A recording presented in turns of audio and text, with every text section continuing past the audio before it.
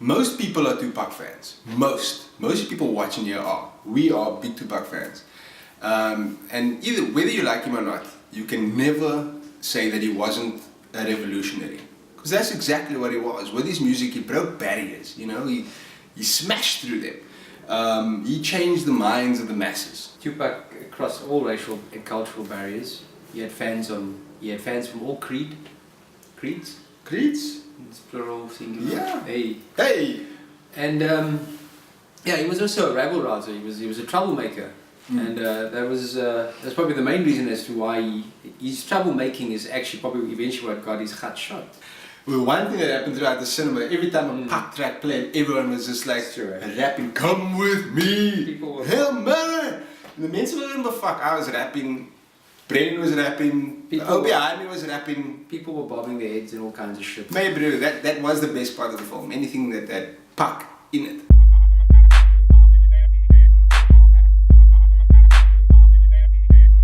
Hey, I'm Matt. And I'm Peach, And welcome to that movie review. aka TMR.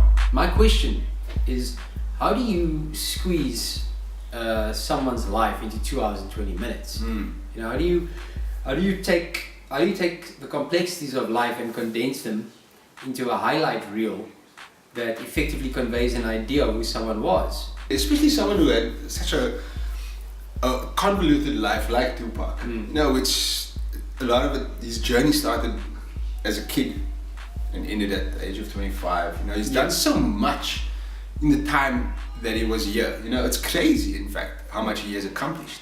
And like most bios, it provides you with a cursory glance of the subject matter and leaves you with a bit of a vague idea of who the person was and what they were about. At best, if performance is good, it will leave you with an idea of what the subject matter or the character was like. And there are good bios out there. You know, there are really good ones. There's Born on the 4th of July. You know, there's Malcolm X. There's The Aviator. And Beautiful Mind. Exactly. It's a good one. At the same time, personal jinx, you owe me a Coke. Another good one that stands out for me is Dragging the Bruce Lee story. I think Jason Scott Lee did a brilliant job as Bruce Lee. I believe, my personal opinion. Okay. PJ doesn't seem to think so. The Bruce Lee story was fun. You know, it's an enjoyable bio, but it's got moves of creative liberties. You know what I mean? Like, Okay, I guess so. I enjoyed that hell out of that film as I liked it. No, same here, bro. I fucking love that movie, but it may as well be lumping under the fantasy genre. There is a film that you need to watch. I know I'm digressing here, but I mean, you need, instead of watching All Eyes on Me, Please tell our audience about other cuts.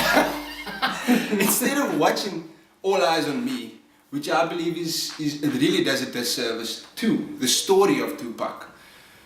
Take your time and track down the film Tupac Resurrection, the documentary, which is told in the voice of Tupac. Tupac tells his own story. That film is a million times better than All Eyes on Me. My personal opinion. Thank you. What, 3 out of 10? Are we done? One of the biggest failures in All Eyes on Me, because there's many, is that it doesn't properly convey what sparked, you know, Tupac's love for rapping or poetry. I mean, they mentioned that he went to Baltimore School of Arts and he loved, or he took part at least in, you know, Shakespeare plays and all that shit. But it doesn't tell you, it doesn't specifically say this is what sparked him on to become a rapper. And yeah, it's a big miss. An idea that is effectively conveyed is his psychologically entrenched fighting spirit. And this is actually something that the film shows is clearly handed over to him by his mom, who was a former Black Panther, and it was played with pretty good conviction by Denai Guerrera. Yes, most people know her as Michonne from The Walking Dead. I don't know what else she was in really. I think she was relatively unknown before that, but she plays Tupac's mother really well. What's her name again? Afeni Shakur. Yeah, she played. I think next to Demetrius Ship Jr. They actually everyone in here, they kind of came to the party with what they were given. It's true. The acting is good. Is good. Yes. Was it you who said that? Or was it? I'm not sure. I think it was you who said that the guy who was playing Sugar was probably channeling. Like he was channeling Sugar Knight. They held the seance the day before, and they play Suge Knight. Yeah. He was Suge Knight. Suge Knight, man. It's like they got Suge Knight in to consult Yeah.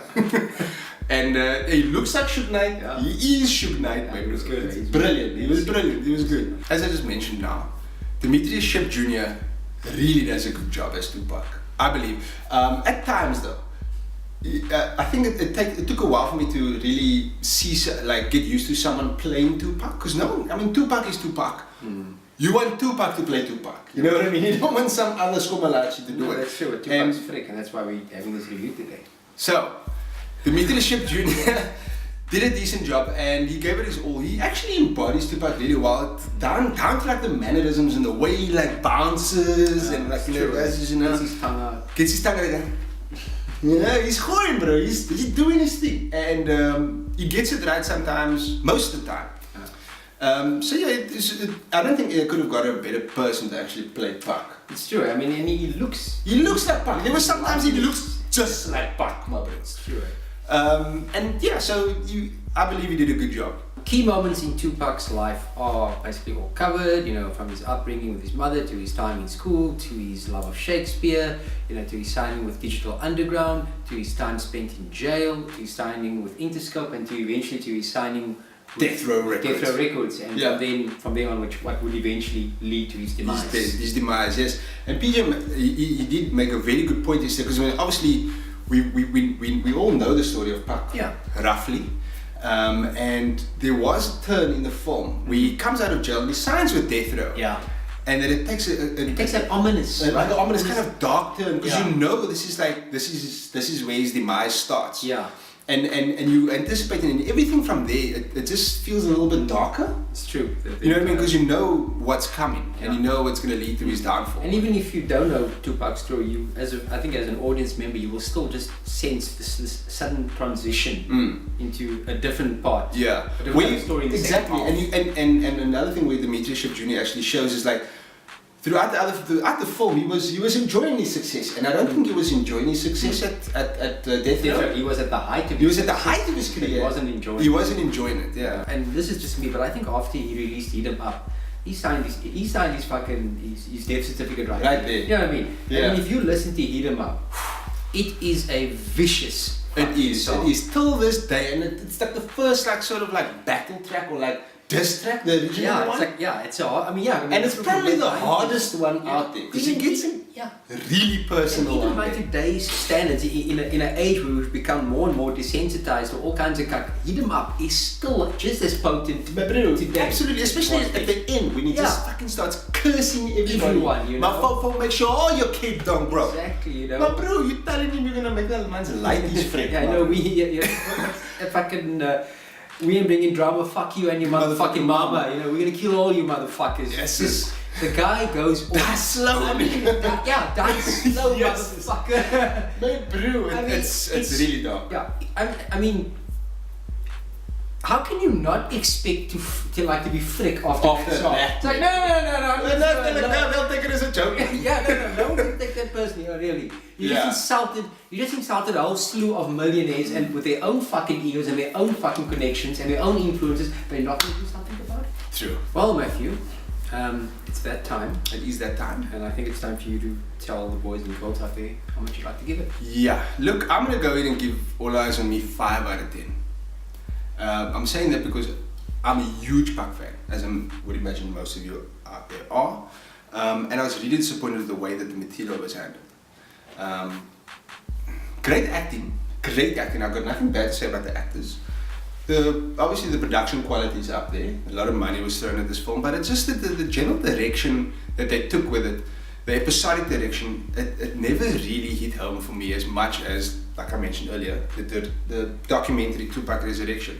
And if you really want to get the full-bodied story from Tupac himself, watch that instead. 5 out of 10. All Eyez on Me is at times entertaining, and at times it has its moments.